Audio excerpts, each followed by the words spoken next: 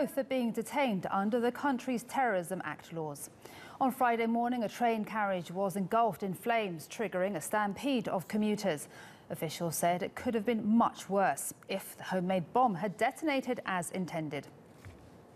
Now, for more on this, Olly Barratt joins us live in London. Olly, thanks for joining us. Now, what are the details, the latest details of this second arrest? The Metropolitan Police are telling us that this 21-year-old man was arrested in Hounslow, which is in the west of London, at a little bit before midnight local time on Saturday, and has been taken to a police station in South London for questioning. That is also where the 18-year-old who was arrested in Dover has been taken for questioning by police as well. That 18-year-old, of course, arrested in the port area of Dover, which is on the south coast of England, leading to, of course, speculation that he may have potentially been trying to leave the United Kingdom. So this investigation continuing apace. Police not telling us a huge amount in terms of detail beyond that about those two suspects who have been arrested so far, but they have also been carrying out searches at an address in Sunbury, which is in Surrey, just to the south of the British capital. That address is where an elderly couple live who have been much praised over the years here in the UK for taking in dozens of foster children, including many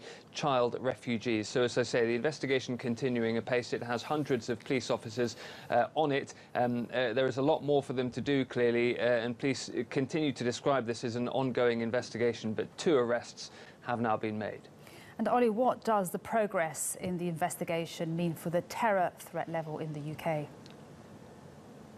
Well, certainly when the terror threat level was raised from severe, its second highest level, to critical, its highest level, that meant that officials considered that another attack on the UK was thought to be potentially imminent. Now, clearly that was linked to the fact that after the explosion on the train on Friday at Parsons Green, initially there hadn't been any suspects arrested, and so clearly officials were worried that perhaps whoever carried out the IED placement on the train at the end of last week was potentially looking at another attack elsewhere on British soil. Clearly, the fact that 2 suspects are now in custody will mean that police and security services are looking again at the terror threat level. We can consider that it will be under review constantly, and certainly the government, the intelligence agencies, the police and the army, they don't like to keep the terror threat level at critical for too long unless it's entirely necessary. It's a very expensive business indeed to have the military at locations on the streets,